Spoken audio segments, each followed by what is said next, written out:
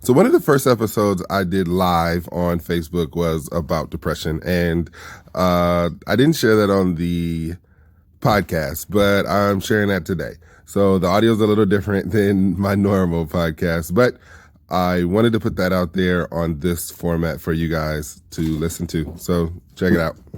Our deepest fear is not that we are inadequate. Our deepest fear is that we are powerful beyond measure. What am I supposed to do for money? How come you don't want me, man? They used to call me Crazy Joe, but now they can call me Batman. Would love you and teach you to love yourself and know yourself. The world ain't all sunshine and rainbows. It's a very mean and nasty place, and I don't care how tough you are, it will beat you to your knees and keep you there permanently. Because I tried everything, and no one ever sees me.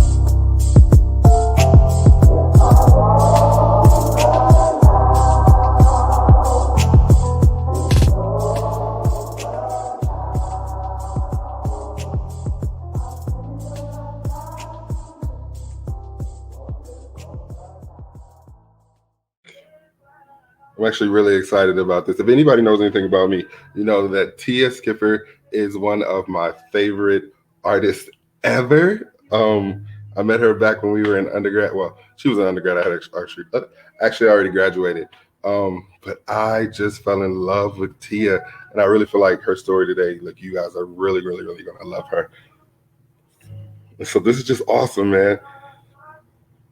Let me share it real quick to my page.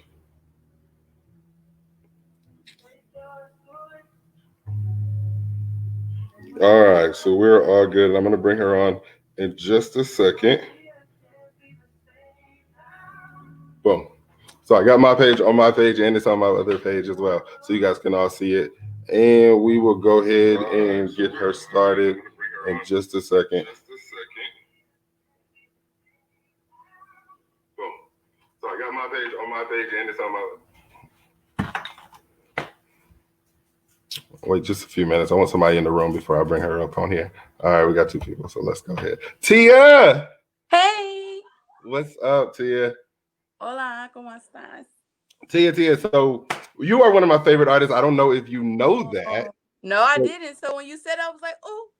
Listen, I have a high criteria for artists. I will just let you know. I see. Like, I require somebody with a lot of artistry and a lot of talent. And listen, you check every box on there, all right? And you always have. I can talk about the first day I met you.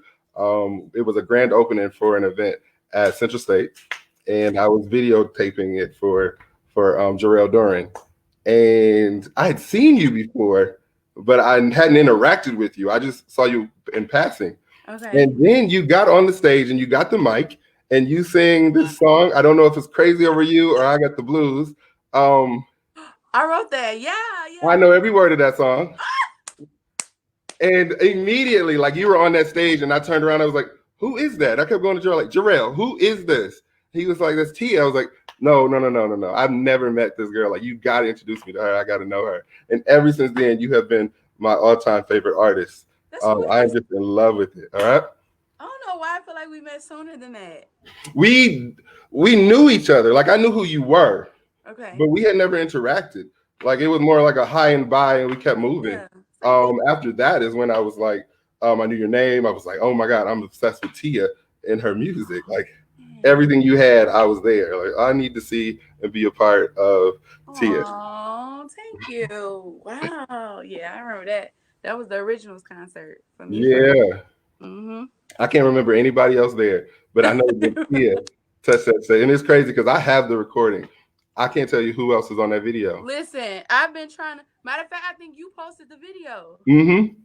Do you listen? Thank God for you, because I had lost the audio for that. I was trying to teach somebody else the song, couldn't find a child, and someone was like, "I think it's on YouTube." And I typed it out, I was like, "It is on YouTube." Yep. I look so young. When I go back and look at that, I'd be like, "Ooh." But anyway, oh, good memory. All right, so deep conversation, man. When you hit me up about this, I was kind of like, oh my God, like, I don't know if I'm ready to do this. And you hit me with the topic. I'm not okay. And I was just like, oh my God, I might cry. I don't know what to do. I'm scared. I'm nervous. My stomach starts hurting. I'm nervous. Deep, deep, deep. All right, so I'm going to give you a chance just to explain the title, I'm Not Okay, what it means, where it comes from. Okay. So it came from like sitting down and working on ideas and stuff that I had coming up and just trying to push through feelings I was feeling. Like I don't have time for this feeling. I got a show coming up, I got this coming up, I gotta prepare for this. And I kept just feeling so much resistance. Like it just felt like it was getting harder and harder to do things that was once very, very simple. And I remember just sitting on the floor, like, well, let me just take a break. And I sat on the floor, and as I sat still, it's like all these emotions came up. And I was like, well, let me do something productive, like running from my feelings, not knowing I was running from my feelings. And ended up doing a Instagram live trying to encourage other people. And child, the moment I got on there, I just started bawling my eyes out. And I was like, oh my God, I'm on here trying to help other people, but really it's me. Like, I'm not okay. I need to say how I feel. I need to talk about my shit. I need to, oh, I'm sorry, I don't know if you're cursing out here, but Go ahead. You good. I need, I'm not the teacher, the helper in this point. Like, I need an ear from me for my stuff. So that's where it came from. Like, oh shoot, when you really just sit still and be like, heck, I don't think I healed right from that. You know what I'm saying? No, real talk. Like, ooh, Not for real. I don't think they heal right. You know, it's easy to look at your foot and see that, like, ooh, they may have to reset that bone. But you don't think about that, like, when you think about relationships and stuff. And then you try to have new friendships or new relationships and you realize you're not as open as you used to be. Yeah. It's like, ooh, I don't know if I heal right. So that's, long story short, that's where it came from. Yeah, yeah. No, when you were talking to me, I said the same thing. Because I don't think many people even knew that I was going through depression and how long I was going through it, and what it looked like. And I think sometimes, we go around faking that we're okay. And I remember Robin Rucker, she used to work at Central State with me. Yes. Yeah. I work with her now, but she came up to me one day, and for me, it was, I'm fine. And she was like, Brandon, she was like, how are you doing? I was like, I'm fine. And she was like, Brandon, stop lying right now. Period. You're not fine. And I was like, nope, I'm okay. I'm doing fine. I'm good. She was like, Brandon, one day you're going to stop lying to me. She said, when you're ready to talk, just talk to me. And she kept it moving. But I just remember that because I was not. That made me just think about it like, am I fine? Yeah. Am I okay? And I wasn't. That was the beginning, though. I hadn't really went into depression and realizing that I was going into depression at that point. It was just something at the very beginning. But it was a long road, like a long, long road. Mm-hmm. All right. So what do you think like got you there? Like what's some of the story behind that? Got me there like to where I could say like, I'm not okay. Yeah. Let me make sure I go like, um, oof, not knowing how to process emotions, like not knowing what to do with my feelings. You know what I'm saying, and what I feel, and so side note and shameless plug. So I have these sessions that I'm doing now. It's called Artist Therapy, and it's the first one is May 11th. It's gonna be so dope. But I have two artists coming in. They're gonna be facilitating and telling their stories. And one of the key things that I said was I think that I knew how to process a payment before I knew how to process my emotions. Yeah. And I think that that's what got me to sitting and saying I'm not okay because the tools I was using to keep moving forward, it worked all the way up until now. You know what I'm saying? Like my go-tos don't work no more in terms of getting over and getting quote unquote through stuff. It stopped working. And I couldn't push down the sadness anymore. I was sad and I was very, very unfulfilled. And I think I had been ignoring it for so long that now I couldn't. It was everywhere I looked. If I slowed down, I could feel it and I could hear it. And so I was trying to stay busy so that I couldn't hear that because I didn't know what to do with hearing it. Like, okay, so you sad. So what do I do with that? You know? Yeah. So I didn't know. So I just kept doing what I know what I knew to do was to keep driving, keep being ambitious, keep moving. But that definitely wasn't the answer, child. Yeah, no, I agree with that. So for me, it's similar thing. I I don't think I know nobody knows this. Like I started going to the hospital. Like I had to I started having panic attacks because of my depression. And I was scared to tell people.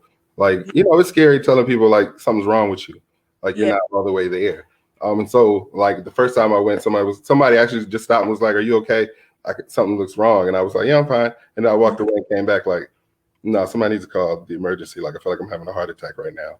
Listen. And it just came out of the blue. Like I was just standing there, and all of a sudden I Yeah. was like, something not right. And then from Yeah. there it just kept happening, and I kept having to go back and forth. And the doctor was like, "You need to get this together because you know it looks like a heart attack, but it's really just your anxiety." But mine came from rejection. That was the Ooh. number one thing with me. Okay. That I just went through. I think I set my life up to protect myself from rejection. You know, Yeah. I had built my life around Wait, not let getting too me my close. tissue. Cause Go ahead. it's go ahead. I need tissue. Cause I had built my life up around not being rejected. And so I didn't let people get too close to me. I didn't get too involved in certain things. I didn't put myself out there for people to see me. I made sure that I stayed really close knit to myself and didn't share anything with anybody because I built it so that I wouldn't be rejected. And then it came to a point where I I started being rejected and I didn't know how to handle it. And so as people rejected me, and then another situation, I felt rejected. In another situation, I got rejected. I felt like nobody wanted me.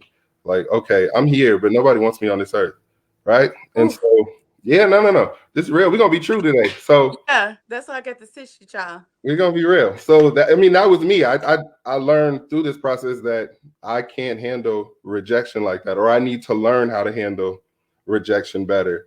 And that led me to the point where I just realized, like, you know, something's not right. Something's not right. I'm laying on the floor by myself every night, and so I What? kind of need to figure out. So Yeah. was it like a certain area of rejection? Like was it in relationships? Was it a certain area of rejection that really made you clam up like that? Oh no. So it was all areas. So career wise, I felt like I wasn't advancing enough. I wasn't going fast enough. Everybody else was going further than me. And I was doing great work. You know, Mm-hmm. I believe I do spectacular in the things that I do. Yeah, you do. But You I do. was in a circle of people who I just felt like everybody's moving on with their lives and doing great things. And Mm-hmm. I'm still here struggling, right? Financially, I felt money wasn't there. Friendships, I had friends who I felt like rejected me. Like all of a sudden, you know, they moved on with their lives and forgot about me really, Mm-hmm. really quickly. Um, there were things that I was trying to do in life that I felt like doors were being just shut. And so it kind of just left me like, I don't know where to go with this, and I'm just extremely unhappy with where I am. And for me, I let it go on too long. Like I had that mask on, but I just kept going deeper and deeper, telling people, you know, I'm okay. Not just telling people, but telling myself that Yeah. I'm okay. And it just got to a point where it was just like, listen, Brandon, something not right. So Yeah. get off And the you're not floor. okay. Yeah. No, that's real. And for me, oh, I would say I don't even know where to start. Um, I would say for me it was rejection too. And rejection in many areas. Like as a female, I was always the bigger one. I was always a chubby kid. I was 9 pounds 6 ounces when I was born, child. So I came out fluffy. So I was always the bigger kid. I had slow beginnings, you know what I'm saying? So whereas everyone else was coming out and they was cute and they were special, I felt very regular. Yeah, In some cases less than that because I'm a girl, I'm fat, and I'm not cute. And I experienced a lot of rejection with that because this is when, like, yeah, everybody's being body positive and shit now, but before, like, being fat, like, that's the ultimate form of shame, you know what yeah, I'm saying? And if somebody did like you, they didn't show it when everyone else was around. They wanted to talk to you, or they'll try to mess with you when you by yourself. So that's another layer of shame, that I'm not good enough to be loved or liked openly, only behind closed doors. And so I experienced that then, and then just being different. Like, I've always been kind of like beyond my years in a sense, and so I didn't really fit in. You know what I'm saying? So when you don't fit in and you trying to, it hurts even more, you know. And I've been in scenarios too where I would go out with my friends, with my girlfriends, and like, say for instance, we went to the mall and guys would come up and all the guys would talk to everybody but me. Like, I could still feel the emotion from that because I felt embarrassed. I felt like I wanted to go run to the nearest like hole in the wall, because you don't even have to say you're not choosing me. You just have to not choose me. And I feel like I felt ugly. I felt all those things, you know. And then of course, you know, when you get into it with guys, right? Or say for instance, there's a girl walking down the street and this guy sitting on the porch. That's like a girl's biggest fear, especially if you're not perfect. You know what I'm saying? Like, guys will yell out things like you fat or you ugly, or they'll try to talk to you if you don't want to talk. You don't want to talk to them, then they're gonna yell out all the things you scared to hear, that you fat, you ugly, all of that. So experience that rejection, and I think that I just grew up not knowing where I fit, like where I belong, where do I, like, why am I here? You know what I'm saying? And didn't have the good, I didn't have the greatest, how do I say this? Like, I felt like I always had what I need, but I always got the low end of it, you Yeah. know? And I watched other people get the best. And we learned a lot of things by watching how things work. Nobody has to tell you you don't deserve the best. You just have to live a life where no one ever offers you that. You know what I'm saying? So Yeah. I experienced that, and always had a deep sadness. Was always just sad and longing for friendships and love, always for connection. But I didn't know how to connect because I didn't even feel comfortable in my own body. So even if I had the opportunity to make a friend, I was nervous. You know, I was scared. And then fast forward into college, I thank God for my vocal coach, which was Professor Hoffman. She was a godsend. Everything at Central State was a godsend for me. But like, he literally knew who to put me with, because she was starting to see certain patterns that she identified with, and she would say like, you know, I don't want to be, offensive, but uh she was like, have you ever thought about, taking medication? Or And I was like, no, I'm not taking meds, because what was happening was I could go a certain amount of time where I would be good, I'll be driven, I'm doing all my work, I'm in the gym working out, I'm showing up, and then it seemed like out of nowhere all my energy is gone. I'm sad. I don't want to be around nobody. And I would stay in my room for days. Like, I would go to the Speedway, get all the snacks and food that I needed, listen, and not come out of my room. And what I was doing was I had came up with like this formula where I would get my homework in enough time or in advance, so that even though I was out, I could just take that time to be by myself and make sure I was still on track academically. And she was like, you're depressed, and you either need to do meds or you need to do counseling. And so I was like, I don't want to go to counseling, because my mama tried to make me go to counseling when I was younger, and it was a joke. I was like, why am I here? But I'm so glad she referred me to somebody at Central State. And that lady was the best thing that ever freaking happened to me. And she was showing me a lot of reasons why I was depressed.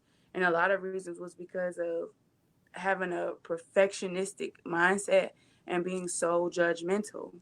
But I was so judgmental against myself. I was so hard on myself. I was so, it's got to be like this, because I was afraid that I felt like the only way I could have what I want is if I was enough. And enough meant without flaw. You know what I'm saying? Yeah. I kind of came up with this, and many people do, but you come up with this mindset that, oh, I'm rejected because I'm not enough. I'm not loved because something's wrong. So let me fix myself. And so, woo.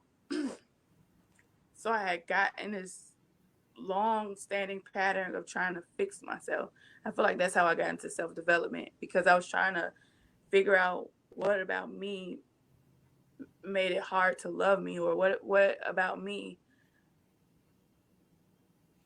made me so easily disposable. Yeah.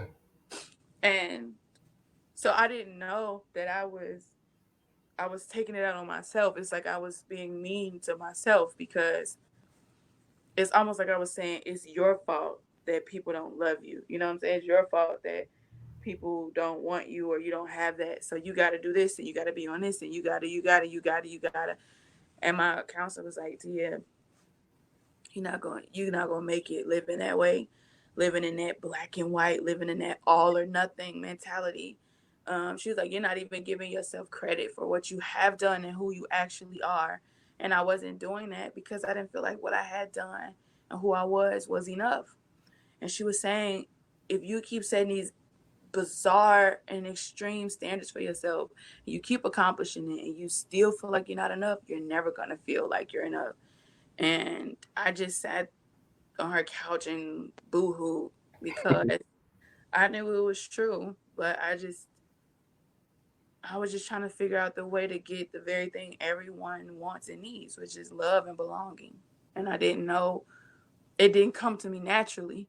So I feel like it's something I got to do to get it. And so that's why I'm always on 10 and always anxious because I got to prove, I got to show my value so that you won't leave or that you won't throw me away, or so that if I show you my value enough, when you eventually see the stuff I'm not good at, hopefully my value is higher than my flaws, Yeah. and I still get to stay. You know, That's so. dude. It's so crazy. Don't cry because you're gonna make me cry, and I can't cry. I didn't know that thing was gonna come up, child, but it said, "Whoop!" I hit a landmine.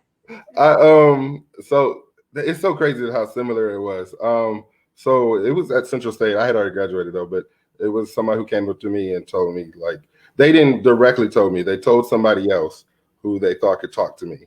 And that person came and was like, "Hey, Ren, what's going on with you?" I was like, "I'm fine." They were like, "Well, this person seems to think that you are going through depression." And I was like, "No, I'm good. Like, I ain't depressed. I'm real good. Like, you see me Yeah, smiling, I'm happy." They were like, "Okay, you know." And then a student came up to me because I started gaining weight really quickly. And a student came up to me and was like, "What's going on?" And I was like, "Nothing." He was like, "Well, you know, would you mind working out with me?" And I was like, "Like, why? Why right. not working out with you? What do Who you know? who sent you? Right? What do you know? What do you want?" And I was like, you know, no, like, yeah, no, I don't want to do that. But they were like, "Okay, I know something's, you know, going on with you. Something's not right. I can see, like, something's changed. You refuse to let us come to your house. You're not talking as much. Like, I know you're faking it. Like, I can Isolate. tell." Yeah, that was it. I definitely push people away. Because I used to, like, have people at my house all the time. My house was full of people, and then for a good, like, 5 years, nobody. Like, it was like, don't anybody come to my house because I don't want you to see the way I'm living. Like, I don't want you to know that when I go home, I sit in a circle by myself and cry. Like, I don't want you to see that. And Yeah, so it was, you gonna make me cry. So it was just difficult to have that conversation with people and to admit, like, something's not right. And it took years. Like, I'm saying, when Robert Rucker talked to me, that was like 6, 7 years ago. And I hadn't even realized that I was going through depression or that something was wrong. I didn't realize that till I get 5 years later yeah, that something's not right. And then at that point, I'm at my lowest. I had stopped calling people. Like, I knew how to fake it. I knew how to manipulate people to know that I'm doing okay. So I knew who to call. I knew when my phone rang from this person, answer it. My phone rings from this person, I can just text them. My phone rings from this person, I don't even have to respond because you don't really care that much. yeah, And so I knew how to go about my day smiling and laughing and then go home and just be depressed. And then I was having the anxiety attack. So I was going to the hospital at like 11 or 12. If you go to the hospital and you have something, you say your heart, they run all the tests on you. So I was getting out at 4 in the morning and going to work and smiling and saying, "Hey, I'm good. Like, what's up, you guys? I'm here to work. I know I'm 30 minutes late, but I'm good." And nobody's knowing. I had talked to a friend and told her, like, "Hey, I just wanted to let you know because I'm scared a little bit about the hospital that I do have anxiety attacks. I'm going." She's like, "Brandon, why aren't you telling somebody? Like, why haven't you told us or you're calling us?" And I was like, "Usually I just I lay on the floor by myself and wait it out. And if it gets too bad, I go in. But I just want to make sure that somebody knows that, I'm at the hospital at night. So just in case something happens." And she was just perplexed. Like, "I've known you for so long and I've never known that this is going on with you or that you're having these problems." And I was living in an apartment, no furniture, had no plans on buying furniture, didn't want to buy a bed, didn't want to buy a car, didn't want to buy a couch. And I was just miserable at home and smiling in public, like putting on that mask in public for people to see. And then going around like I cut off so many people um, because I just didn't want to talk about it. And I was scared to face people who I knew would ask. And so those people who I could, like my best friend, I knew to put on for her as much as I could. Like Yeah. if I see her, to put on to the best I can do because I know she can see through me. So let's go. And even students definitely saw through what I was going through, but I was able to fake it with them. Like, no, no, no, no, no. All right, you feel like something's wrong. Let's kick it this weekend. Let's go out. Let's hang out, and I'm gonna show you how I'm doing good. I'm gonna fake this and show you that I'm great. But I wasn't great. I definitely wasn't great. Ooh, It's a lot. it is. I and to speak to what you originally said, you really took the words out of my mouth. Like, I grew up with so much experience with rejection that I grew up building my life to where I did not have to face that. Yeah, And um and that's where I'm not okay comes from. It's saying, hey, all the tools and stuff you use to protect yourself up until this point, it got you here, but they no longer work. You have to live the rest of this journey. You got to show up as Teeya. You know what I mean? Because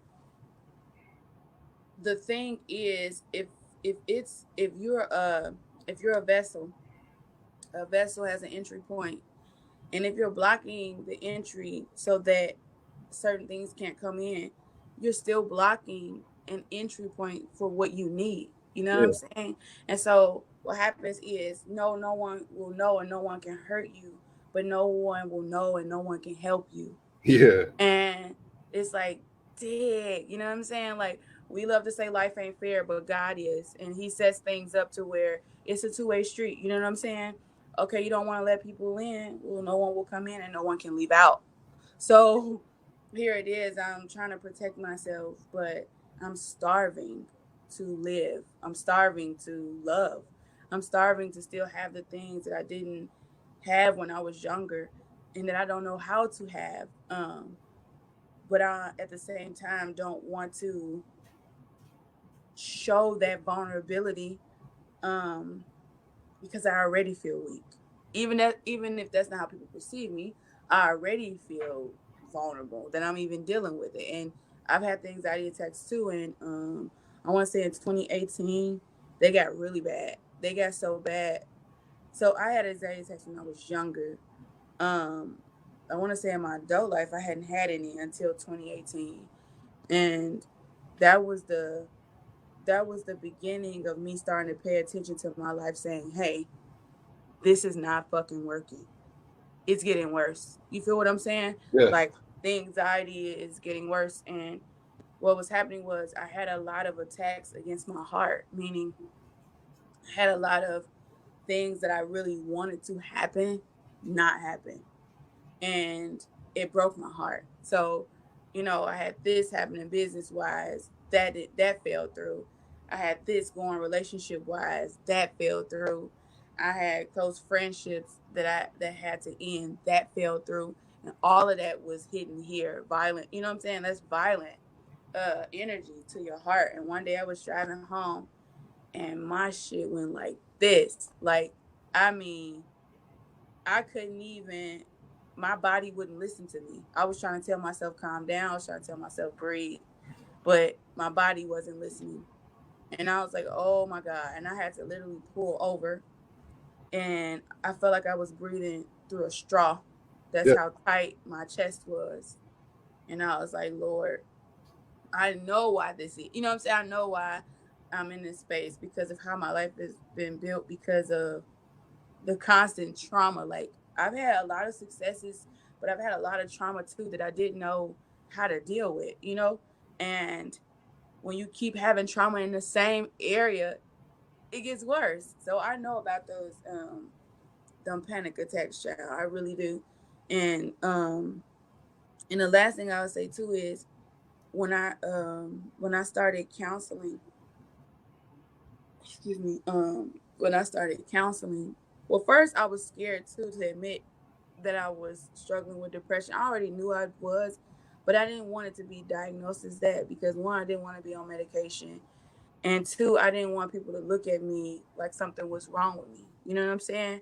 I didn't want them to treat me like, oh, she depressed. You know what I'm saying? Yeah. Because people are listening to them, and then they make light and jokes. You know what I'm saying? Talk about it. So I didn't want to be looked at like I didn't have all my screws. I do have all my screws. I'm just sad.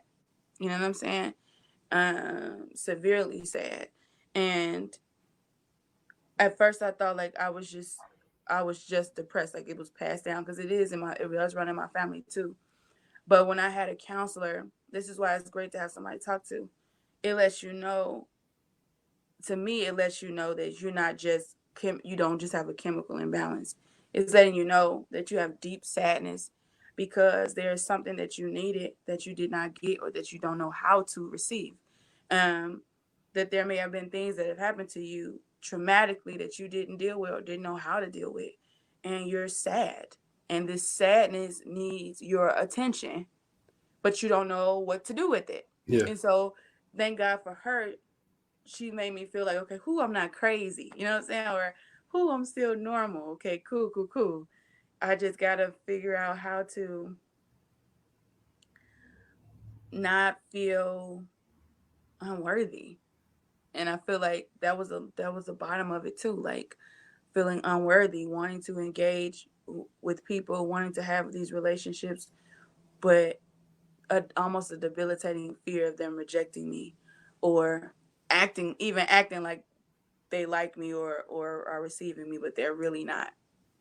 So yeah. Yeah.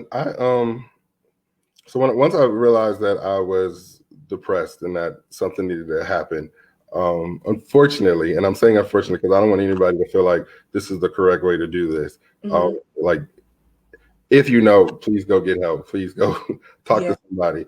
But I didn't necessarily feel like I could at the time. Like, I just felt once I realized it, I didn't want people to know that something wasn't right. So um, I like I don't want to get super spiritual, but I'm about to get spiritual. All right. So I had like started praying, and I Yeah. was like, listen, God, something's got to shake, something's got to change. And I had always felt as if God didn't bless me.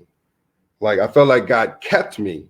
And I used to tell God that in my prayers, like, Oh. God, I thank you for keeping me and Yeah. making sure that I'm okay and alive.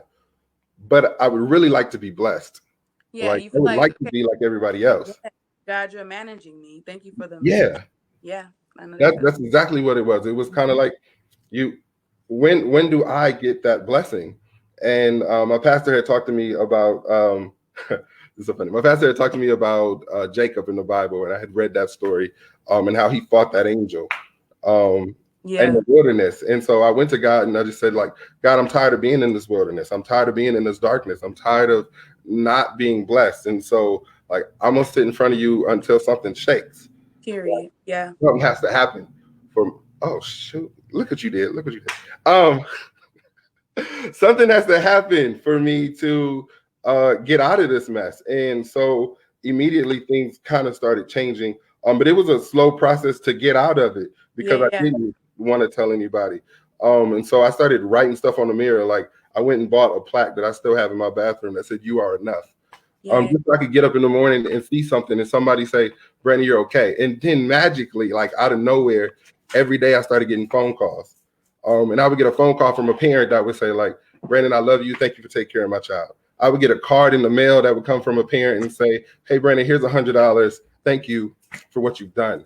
And so that blessed me. I would get a text and it would be from a student like, Brandon, this is just random, but I just want to tell you I love you. He'd be like, okay, thank you. You don't know that I needed that. Yeah. Because you don't know that I wasn't going to get up today and what I was going through. You don't know I spent all night on the floor. And so you don't see that part. And so that was how I kind of got out of it. And then I started watching motivational videos and really trying to coach myself out. Like, Brandon, you can make it out of this. You got to change it. But it was hard. Like, it was a fight for me to have to get okay, to say that I'm okay. And it was hard because I was still, even though my mentality changed, my situation didn't. And so there were still people in my life who were still rejecting me. None of that went away. There were still friends who abandoned me. There were still job opportunities I wasn't getting. There were still financial issues. All of that was still happening. But I'm still fighting to say, like, okay, listen, let me look and say, it's okay today. Like, it's all right. I'm okay. We're good. I can handle this. I can manage this.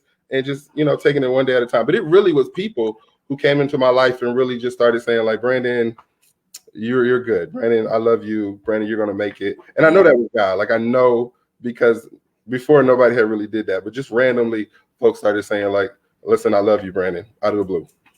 Listen, yeah. And it does save. And when you say, like, it takes time and you start to listen to motivation videos and stuff, that's how I got into, like, self-development, like trying to fix myself, trying to access whatever that is and pull it up. You know what I'm saying? Like, how do I be okay? You know what I'm saying?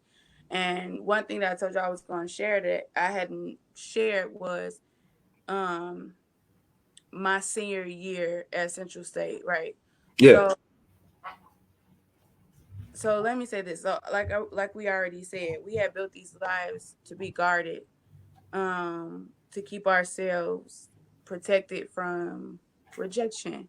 And I had the guard to keep myself safe from that. And then I had a guard to protect myself because I'm a highly sensitive person, highly empathic, um, very sensitive.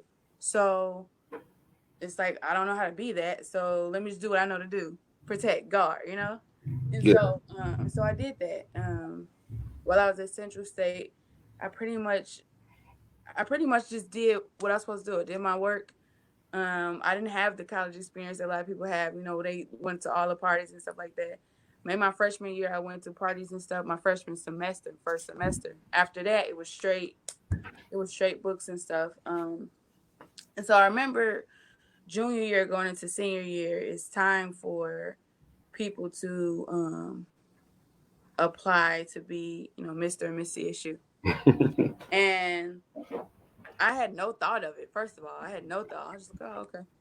And so I had went to this event, and I ran to Miss Byers and Jarrell, and Miss Byers was like, I normally can tell who the next Mr. and Mrs. is going to be. She's like, but I don't really see anyone. I don't really know who would be the next leader. You know what I'm saying? And I was like, wow, that's crazy. And somebody walked up and was like, Teeya. And I was like, what? No. I was like, no. And she was like, yes. I was like, girl, bye. No. And so I left whatever that event was, and it just seemed like people kept coming up out of nowhere, like, you running for Miss CSU? I think you should. Like, we need something different. I'm like, what? Like, this is so weird to me. Like, where are people coming from this? Coming from with this? So people kept coming up to me asking me if I was going to run. Now, remember, we don't do rejection. So even if that was something I wanted, I would have never even applied for it, right? So so that was that. But people kept coming up to me, which was bumping up against my desire to help people and to please. You know what I'm saying? Still was a people pleaser. Even though I was guarded, I was still a people pleaser. I still wanted to help. I still wanted to encourage. I still wanted to inspire. And so I ended up applying for Miss CSU. And when I tell you, that was the worst year and best experience that I needed in my life. When like I during campaign week, you could barely even find me.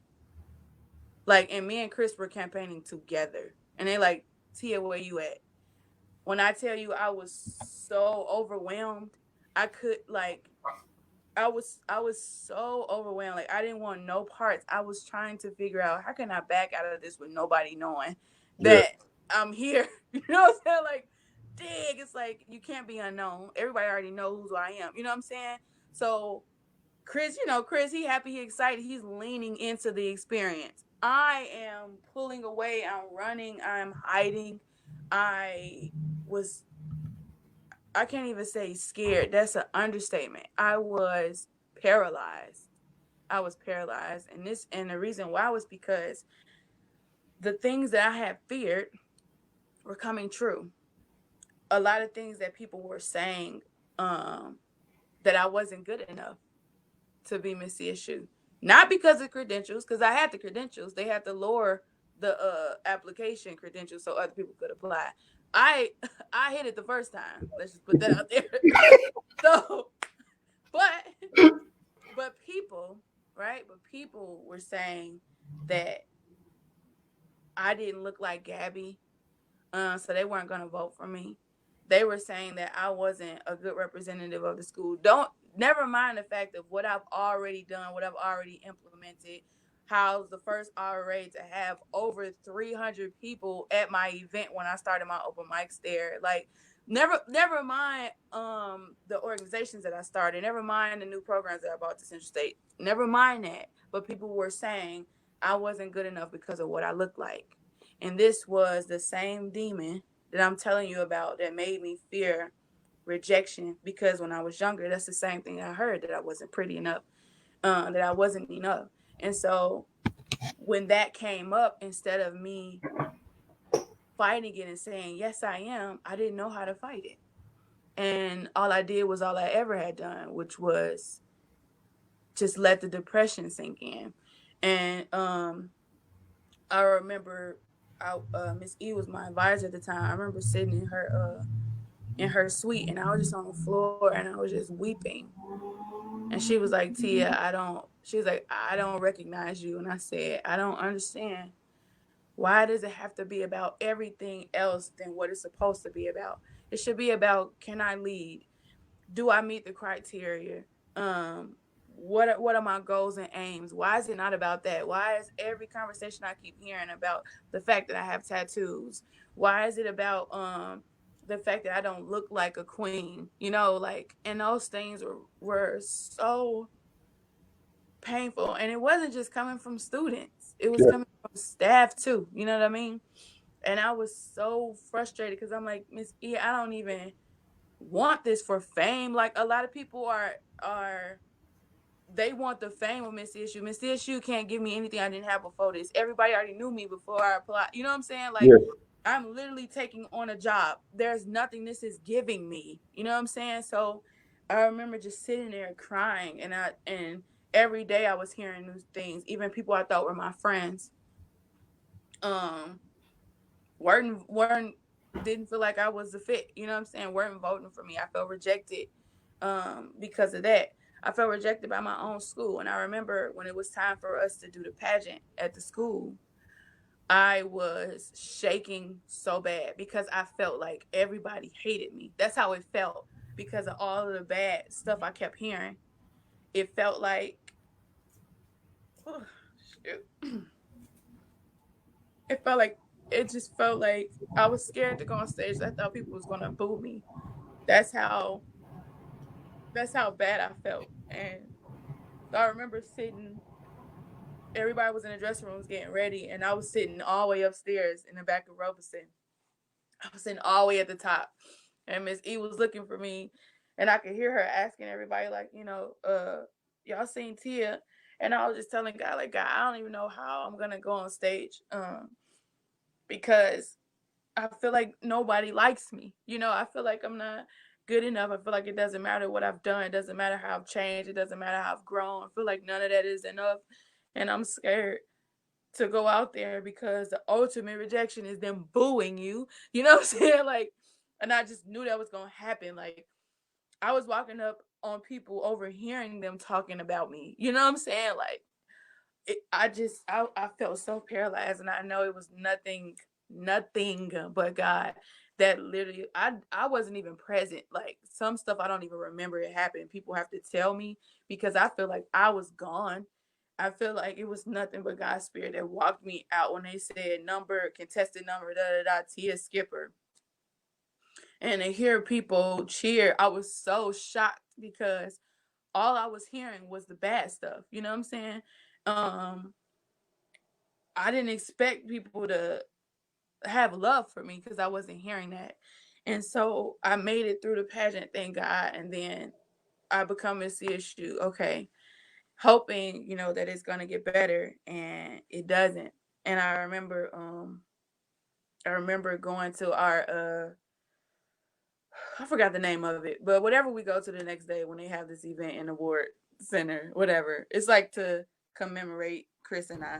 Yeah. And I remember one of his mentors, she she was trying to say like, hey, if you need anyone, I would love to mentor you, but she was saying she was it was such in a judgmental way. She was like, I'm already Chris's mentor, so if you need any help, on how to dress and what to wear, and because I don't dope denim skinny jeans and a white and black striped blazer. Fly. What? Fly. Fly. But not dainty, right? Not dainty, not the whole dress, not the, you know what I'm saying? And so here it is, she's extending me her hand while at the same time telling me I shouldn't be wearing this. And I was just like, okay. And so of course she got the no thank you. You know what I'm saying? Yeah. And most people do get the cold side when I feel rejected because that's how I protect myself. You know what I mean? And so that year, like I remember Miss Byers saying like the one who becomes queen is the one who needs it the most. And she was right. I needed to have the experience of rejection because that's the life I live. You know what I'm saying? I'm a public figure. Like people know me and I don't know them. People talk about me and I don't even know where these people are coming from. In a music industry. You know what I'm saying? Like you gotta have tough skin for people to know you, period. Because people will lie, people will do anything, child. And I didn't know that was preparing me for my life, but it was really hard. It was really hard to still show up and still help and still be present amongst people who I know did not receive me or didn't feel like I was good enough for the position, even though I was good enough. But they didn't think I was good enough because of what I visually looked like. You know what I'm saying? And that's why my platform was Be You, because that's all I know how to do. I don't know how to do anything else. I don't have this prestigious. I'm not gonna tell y'all I'm gonna change laws at Central State, that I'm gonna meet with SGA every 3 days. I'm not doing that, and I know myself, so I didn't promise that. That's Yeah. not me. You know what I'm saying? I'm not doing that shit. Like I'm not. But what I can stand on is I know how to be myself because that's all I'm good at. But it was rough, man. Like it was really rough. And if I hadn't had Miss Crawl, I thank God for her. She was my other advisor.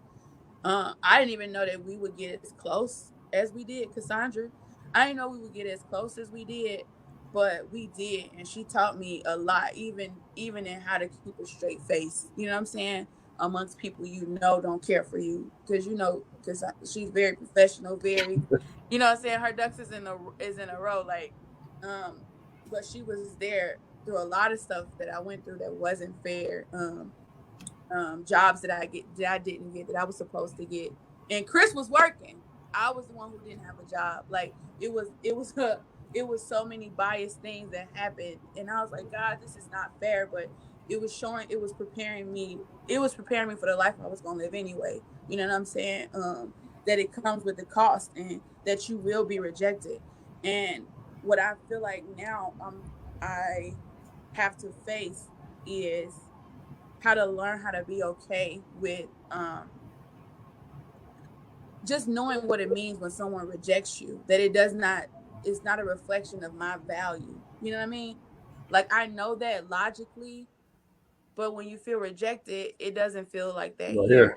Yeah. It feels like there's something wrong with me.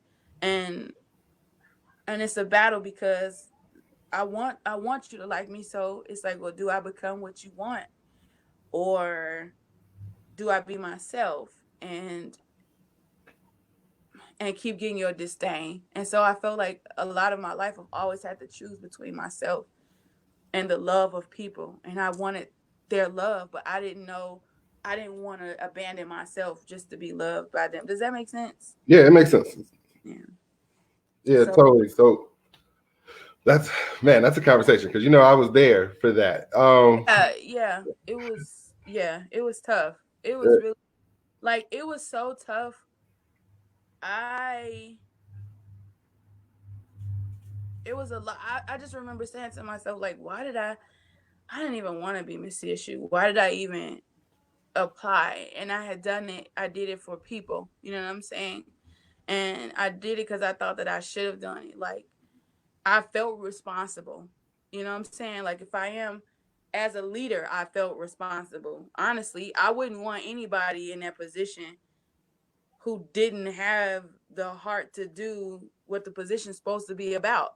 You know what I'm saying? Like, I can't control what anybody else does. I'm not there. But if I can be in a running and I know my heart and I know my intentions and I know theirs, I would feel uncomfortable to know I'm a leader and to let someone else take that position and they're not. You get what I'm saying? Yeah. So, but it was, man, it was it was tough, and I'm low key like trying to hold off on like saying like this last part because I'm like, oh, it's very sensitive, but it was needless to say, it's like it showed me the people you think is going to be in your corner, even if they start out in your corner, it does not mean, child, that's how things are going to end. And when I stepped into that position, I lost a lot of things that I thought were real and a lot of people that I thought had accepted me. Another form of rejection doesn't just come from, it's not just about you not being enough. Another form of rejection that I've experienced is you too much, Yeah. you know? And that's why I asked that question on y'all, the last thing y'all did. Like, have you ever experienced jealousy or envy or anything from what you're actually good at? So here it is.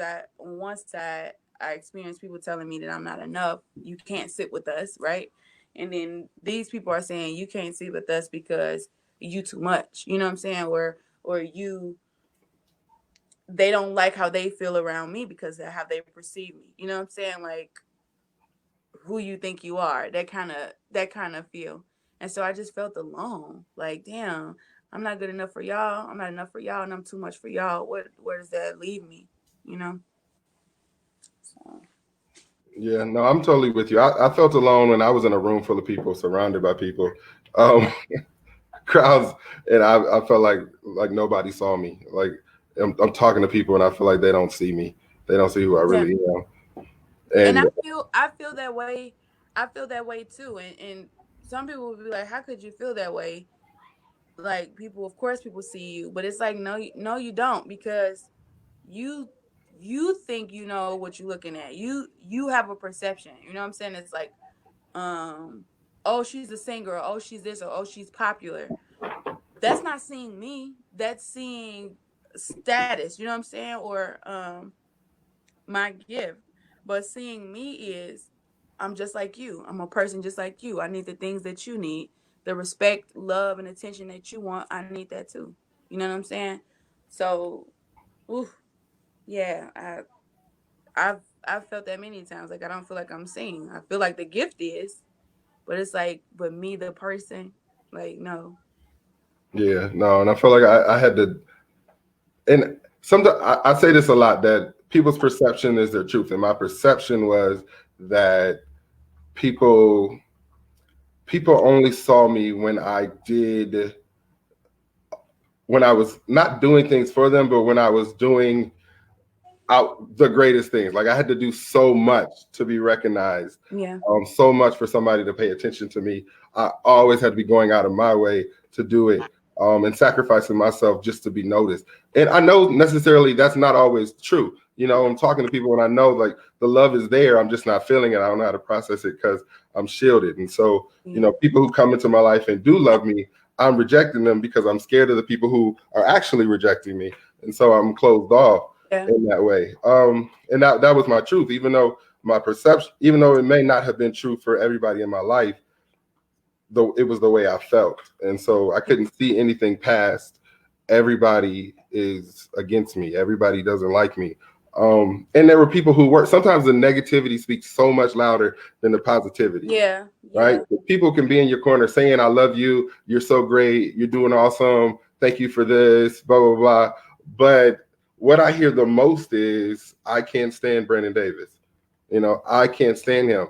And I remember I was talking to a student, I told him one time, I think he brought it up, and I said back, like, yeah, like Brandon Davis doesn't have a Brandon Davis. You know, like I can be here for you all the time. You have Brandon Davis. Yeah. But when Brandon Davis goes home, there is no Brandon Davis for him. There is nobody who Brandon Davis is talking to about his life. I have to be doing all this for you. And I had a student like sit with me in a car one time, and I was just frustrated at work, and I just started crying. Like, listen, whew, listen, this is bad. So something's got to change. And he began to talk to me like, Brandon, you know, like you're really awesome. Like I don't know where you have this feeling from that you're not like, and I don't know why you feel like people don't care for you when everybody does. But I just had to come out of that. So let's quick, because we've been on for an hour, talk about how we get out of this and what people need to do, and who to talk to. For me, like I said, I did not do it the right way. And if I could go back, it would have been so much quicker if I had had the opportunity like you to talk to somebody, to get that counseling. But for me, I messed it up, and I took it on myself to kind of figure out how to do it. Thankfully, I will say that I am surrounded by loving people. I am surrounded by people who have always spoke positivity in my life. I didn't always hear it, but once I made that choice to say like, and it was a choice. This was not a click. Like all of a sudden, I became undepressed. It was a choice to say, I got to fight this. I got to get up and do something. And so I was just lucky to have those people who were in my life. And I also had to let people go. There were people in my life who didn't need to be in my life, who I was holding on to, that God was taking out of. And there was people that I was able to see who they really were. You know, people who were ride or die Brandon Davis, and then when I needed them, they weren't there. Right. And so people who had been in my life for years and I love. And so I was thankful, like, hey, listen, let me recognize these are the people, they got to go. I got a distance from them. Yeah, no, I do love you. Yeah, send me a text though. You know, I can love you from over there. And I told that to a few people. I can love you there. You don't have to be here for me to love you. Yeah. Yeah, I can shut the door. You can go on with your life. Call me if you need me. And I'll still love you, but you don't have to be here in my life every day for that. And so those are the things that I did. And then constantly motivating myself about, like, you know, I still keep a list of motivational videos because it still comes back. You know, I'm not done. It hasn't gone away completely. And so every once in a while, I still get up and I say, you know, just before something goes wrong, let me tell myself something positive today. Let me look in the mirror and say, hey, Brandon, like, you're doing really great. Like, it's not as bad as it seems. Life is really, really good. And start listing the accomplishments I have. No, Brandon, you've done this, you've done this, you've done this, you do this really well. And, you know, no, I'm a bird and I can't swim, but I can fly. You know, I can fly, and that's what I'm good at. And so I try to make sure that that's what's in my mind. Listen, yeah, I think that community is extremely important. And the funny thing is, when you depressed, you're not gonna really want community. You know what I'm Yeah. saying? And let me say this too: depression doesn't look one way. For some people, it's not. I can't get out of bed in the morning. For me, Yeah. it wasn't that. Sometimes it was, but most times it was I can't stop moving.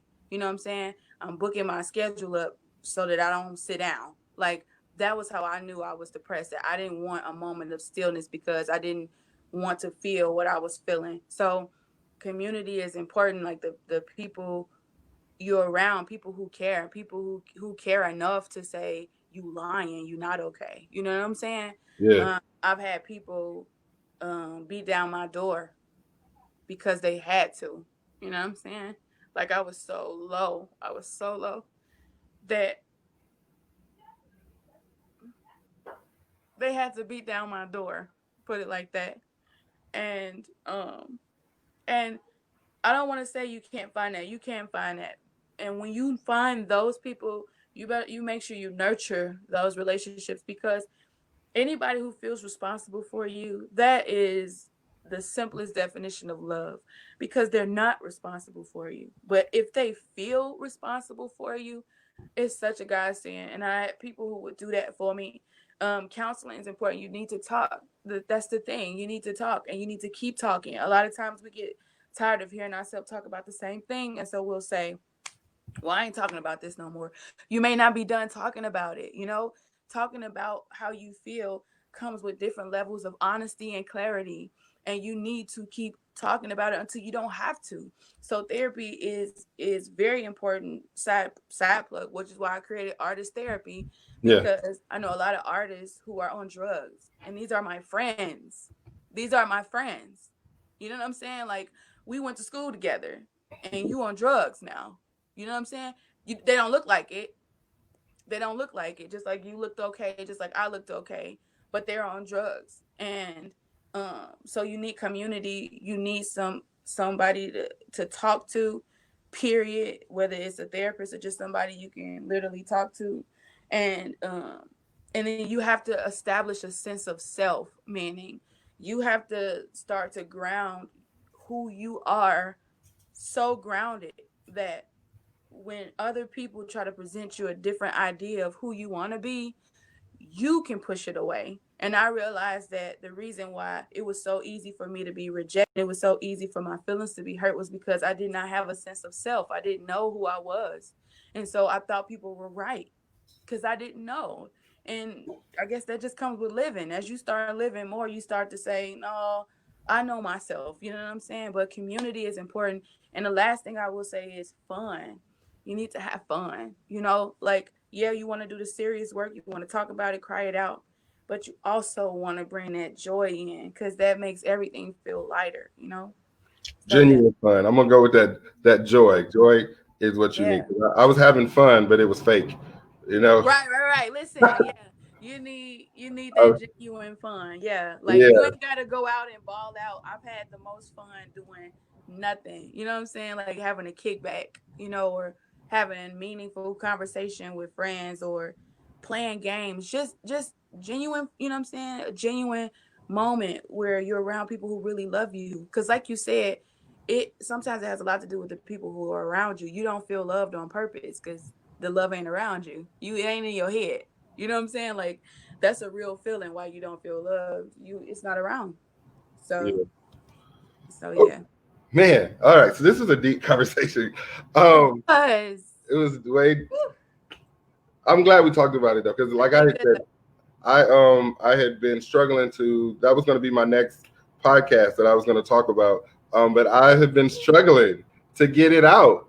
I was just, and I'm still going to do. I'm going to go through on my podcast and just do my full kind of story. But yeah. I um I was so glad when you called. First of all, I was nervous when you said the topic, and I was like, I ain't Oh ready. my But I was I was glad, and I knew that was a sign. Like, okay, Brandon, you're struggling to talk about this, and this is it. This is the one.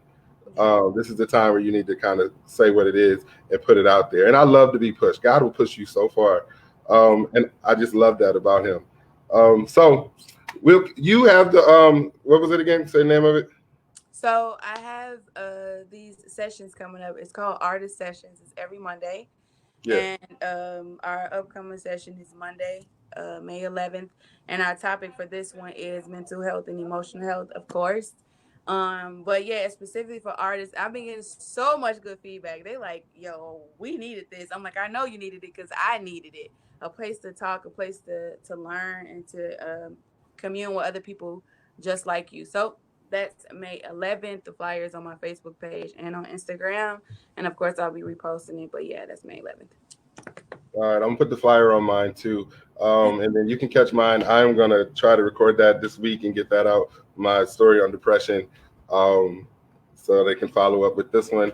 I really want to thank. First of all, I was gonna thank all the people, but I want to stop. I want to thank Teeya Skipper so Oh, much, yo. When I say you are my favorite artist, I literally mean that. Like oh, I watch you on YouTube all the time. I have your albums. Like I love you. You are so awesome. oh. And I just appreciate knowing you. I appreciate God's gift in you. I appreciate being connected to you. Go Can ahead. I'm sorry. I don't know how your time frame, how it No, we works. got plenty of time. I just want to share this Go ahead. before, because you just triggered it when you say I love you. I got your albums. I got all of that. So this is the issue with rejection. So before I came to Central State, I applied to Central. They said that I didn't have enough money to come, so I wasn't gonna go. Right. Yeah. And I was living in Chicago. I was living with my boyfriend and his sister and her girlfriend. It was a house full of people, needless to say. And I had recorded this demo, and it was the first time I had ever recorded myself singing. These are the first songs I had ever written. Like it was my first. And I was so excited, like because I grew up very private, very guarded, as we discussed. I didn't share anything with nobody. So now I got this demo. I was so excited. I wanted to share it. This was the first, hear me, Brandon. This is the first time in my life I was sharing a part of myself because I was so excited. I shared the demo with my god sister at the time, and her girlfriend was there, and she was laughing at my one of the songs, the dearest song to me, which is called Beyond the Stars. It's about depression. She started laughing, and she was like, "Is that song of Beyond the Stars about the moon or something?" Like cracking jokes. And when I tell you, it crushed my spirit because, like I said, I had never shared. It crushed my spirit, and I remember going in a room thinking like, and when I went in the room, I didn't attack her. I attacked myself. I went in the room and I was like, what would make me think I could do that? You know, what would make me think I could write these songs? Or what would make me think it was good? Why did I even think it was good? And so when that happened, I took that demo and all I did was listen to it myself. I didn't let nobody else hear it outside of my family. When I got to Central State, um, I had the demo on my laptop. And this is when I was starting to meet people, but I was still kind of very guarded. And you know, Jamia Skinner, Yep. she started coming around a lot, and I was doing my best to push this girl away. I'm like, why you keep coming around me? Like, are you gay or something? Like, I mean, I was rude, and and so she kept coming around. And one day she was in my room, and my music was playing. It was on auto. My library was on auto. And she was like, "What's this?" And I almost broke the bed trying to dive on the laptop to close it so it could cut off. Because again, remember, I'm thinking, this is terrible. I can't let Yeah. anybody else hear it. You know, I was scared that she heard that a little bit because of shame. And she was like, "Who is that?" I was like, "Nobody." You know, she was like, "That was dope." I was like, "No, it wasn't." I kept trying to change the subject so bad. Um, and so we finally talked about it, and I told her what happened. I just want to listen to it. I'm not putting it out or nothing. It's not real. You know, I was like, it's not real. It's just mine. And she was like, "What do you mean? Is this yours?" She was like, "People need to hear this." I was like, "No." And I was like, "I'm not." And I was adamant, like, I'm not sharing it. I don't know how this girl ripped the music off my laptop. She literally went around Central State campus and was playing my songs for everybody. And next thing I knew, now I went from washing my clothes in the sink in Anderson because I didn't have no money to the next day, people asking me how can they buy my demo. And I was like, what are you talking about? Truly oblivious. And they was like, we want the song. And the funniest thing is, the song that the girl was making fun of was the very song that people kept requesting. They kept calling my demo Beyond the Stars. So that just made me think of that. Like, again, that was rejection. And so I hid that. And I thank God for finding a way to bring it back out in the open because that's what people needed. And I feel like that's why I feel like, and I want to say this to you, you gotta know that your spot is out in the open if the very thing that's up against you is rejection. You know what I mean? If Yeah. you weren't gonna be seen, Brandon, the tool against you wouldn't be rejection. You feel me? The rejection is the hopes that you won't face that, so you will stay in the shadows, and so that you will only do certain things and people won't know you fully. And if I mean, I've had testimonials out of the yin yang from that album. That album has paid. It's an EP. It's a demo. It wasn't mixed. Nothing. It was just dry vocals. And that demo ended up being how I was eating, how I was paying for clothes, how all of that at Central State. I had people buying it and sending it home. And that's respect, because people could have bought it and burned it and gave it to somebody else. They were buying more copies so that they could send it home. But Yeah. the devil was telling me that it wasn't good enough. And it wasn't true. So I got hit with the rejection, so that this thing that was so valuable and it was going to change lives, so that I would hide it. And I did hide it, but God has the last say so, and that's why it still got released. So I just want to say that to you. Like, I know how you defined your life, and you say, like, I like to be in the background, but I feel like that's your story. You know what I'm saying? That you came up with that. I don't think that that's true to form. Anybody who knows you or knows your personality, they would say, no, you are the party. They would say, no, you're not. Why would you be in the background? People wouldn't get to hear the jokes. They wouldn't, you know what I'm saying? Like, they wouldn't get Yeah. the experience to laugh. They wouldn't get the kiki, like, I never looked at you as a background person. I saw you as a boss. You know what I'm saying? Like, you make things happen. That was my snapshot idea of you. Very simple and plain. But I think you came up with like to be in the background. Even if you do like to do those things, I still think you created that storyboard. But I do not. I know for a fact, if your giant is rejection, it's because you are meant to be seen. You Yeah. know. So yeah, I just wanted to share that, because now I got people literally all over the world. I got people from Brazil messaging me, like, in different countries, talking about they listen to my music. And they would have never heard the latter music if the first didn't come out. You Yeah. know what I'm saying? So the very thing I was ashamed of, people keep telling me they love. That blows my mind every time, because I thought it wasn't good enough. So you done messed up my makeup. But That's so funny. No, that's wild that you say that. No, I have always viewed myself as, not the person who needs to be the center of attention, the person who needs to be in the background, and I kind of, make other people shine, and that's been my role. Like, I make other people look good, but I don't step in the light. Like, it's not my role to step in the light, or to be but that's seen. assuming that other people don't see you. Like, you don't get to decide what the spotlight is. People decide it because they're putting the light on you. You know what I'm saying? Yeah. Like, you don't decide where the spotlight is. You think, oh, because this person's name is on the program, they're the spotlight. No, I ain't gonna even get messy. But how many shows I've been on, and it wasn't my show, but it ended up being my show. You Yeah. feel what I'm saying? Because people's attention on that. When I competed for Miss CSU in Atlanta, do you know how funny it was that by the time when we did the talent portion, it was other people, schools, clapping and cheering for me. Y'all not even supposed to be clapping. Your miss is not up. She's not even up here. You feel what I'm saying? So you don't get to decide who the spotlight is on. We come up with that kind of control. You know what I'm saying? Because we're trying to protect ourselves. But yeah, I disagree. I don't think that, even if you don't need the spotlight, it's not about you needing it. If you have a lot to offer, people should know who you are. That's simple and plain. I hear you. I Period. definitely respect it, and I believe what you're saying. I It's mean, it's gonna happen anyway. So it is. It's a difficult thing uh, for me to be seen, and it comes from, like we said earlier, me building my life around not wanting to be rejected. yeah. That I make sure that I'm not necessarily seen. Because this was a stretch. Like when you said, Brandon, why aren't you doing a podcast? Of course you're doing a podcast. And I was like, like this is me No, for me, I was thinking. like, of course, I'm not shocked that you're doing a podcast. I'm like, yes, you should have been did a podcast.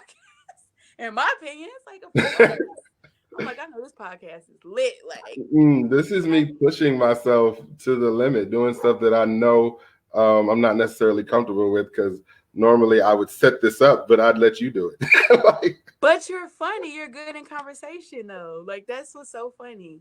I don't always see that about myself. I don't think that, and again, it comes from that rejection, but I don't always see the truth about myself. I always see the image of me that I have painted. Mm-hmm.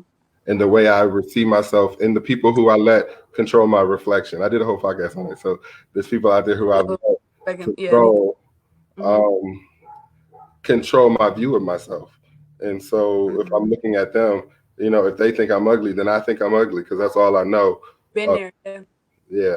And so that's it. And I am learning and working on, not trying to be that person and working on what my strengths are and what I should be doing and putting myself out of there and getting getting out of my comfort zone to do more things.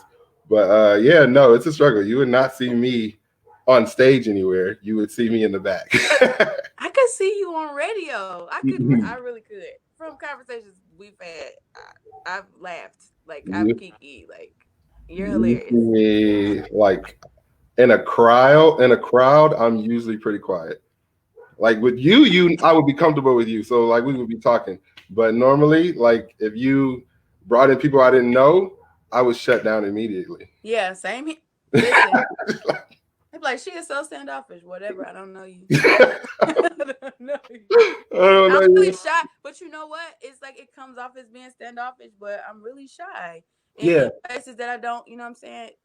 It comes off different, but I'm just nervous. I don't know you. Like, yeah, I don't know what to expect. And I'm real cautious when we talk about building and this is something recent in my life, at least the 5 years. I am real cautious of who I let in my circle now.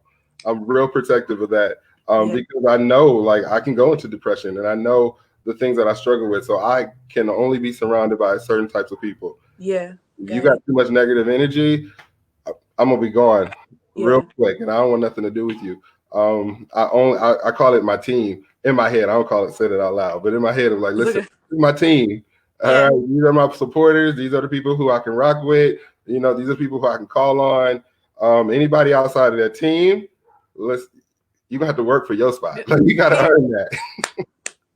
You gotta earn that. Listen. I love everybody, but I know for my sanity to keep my mind right, I have to make sure that I'm surrounded by people who have my best interests at heart, who love me, and I can count on. I have to look for the roots and not the branches. The branches.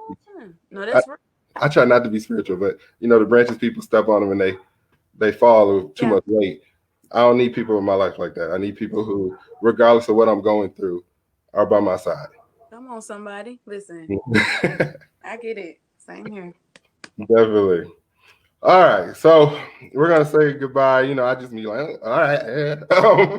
Wait, what? I didn't even see people was commenting. Yes, people have been commenting the whole time, especially really? on Facebook. Yeah. I tried to put some up there because I saw you didn't see them. But like, I love you. Here, everybody's in there. Listen, can I do some shout outs right quick before I go? Go ahead. Shout out to Cassandra Craw. I love you so freaking much. If you are still on here, I'm probably finna cry again. You literally, you became something I didn't even know I needed. And I'm so grateful for you. Like, I was on my toes because you was on my ass. And because you were. And I just, like, that was so admirable and inspiring. And you such a boss. And I just, listen, I'm like, look, I got to get it done. Because I, like, you have my back. Like, I know you was that ride or die. Like, shout out to Chris. If he's still on here, my mister, I love you. Chris had my back too. Shout out to Stephanie Craw, the leader of all leaders. You better. That's on here. Shout out to Keita, my BF. I love you, girl. Who else? I didn't even get to read. Can I go back and read these comments? Yeah, you can scroll up. Y'all said hold it together. Scroll up. You're on there the whole time. I did not know that. Oh, that's crazy. for being transparent, sharing your story. Oh, I'm about to cry. It's okay, PD. Let it out. Your transparent space daddy. Y'all still love it enough. It's okay, PD. It's real. That's good. We love you. Oh, why not be you? Yes, that was Chris and us. They so fun. Oh, Let me tell y'all I'm so something. late on this rewind. I can't believe this. We almost jumped her. Oh, that's hilarious. Yes, y'all did. Because people confuse leadership that actually had influence with leadership that was just a title. Come on, Chris. I know I liked you. Being we are such a beautiful. Oh, thank you. You've been rocking with her for a while. Thank you. Wow, that's good. Let's see. That's strong. That's so dope. Teeya. Oh, Teeya, you are a phenomenal young woman. Thank you. It was a pleasure getting to know you at that time. You taught me a lot, and I appreciate who you are. Even though that was a rough time for you, you held your head high in the toughest times. It was a privilege working with you. You helped me grow. Even the way she writes, it's just like you can do no wrong. You can do no wrong. That was such a great email. Even if she just sent that in an email, that would have been so great. Oh, it's a choice. Yes, Brenda Davis, you are amazing. Did you read that? I adore your loyalty, honesty, friendship, and messiness. I do too. You know the cross love you. Yes.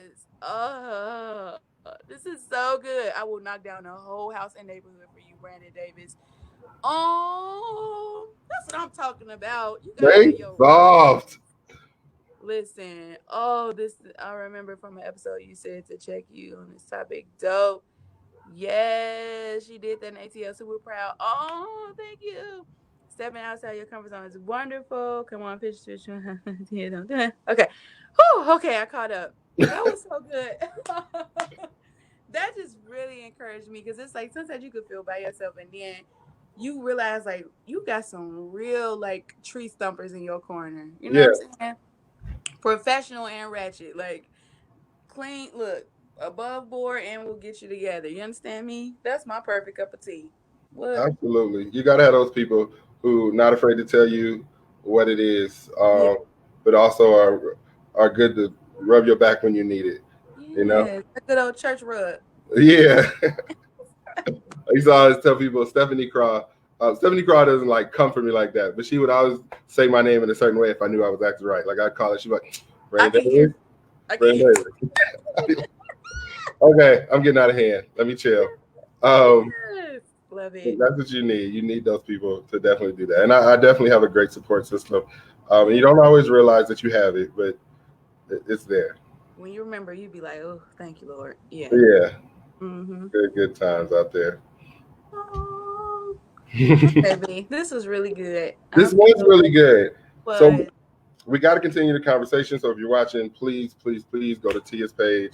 I am going to put that up for you guys real quick, and you guys can follow her on her Instagram page. Check it out, and Yeah. she has her event coming up. And then I have my podcast that I will try to put out this week for you guys, just so we can keep this conversation going. Go on our Twitter pages, go on our Instagram pages, make comments, tell us how you felt. If you want to continue this conversation, please hit Yes. me up. I will chat with you about everything. I'm trying to live this open and honest life right now. So uh, Yes. Open eyes. part of my therapy, my self therapy, is being open and honest and talking about things that are hard to talk about and sharing my testimony. So we'll definitely do that as well. Any final thing? No, I don't think so. Because I feel like it'll trigger a whole nother conversation. May 11th is artist therapy. The link is on my page if you love to join. That's gonna be dope. Yes. All right, Tia. All right. See you guys.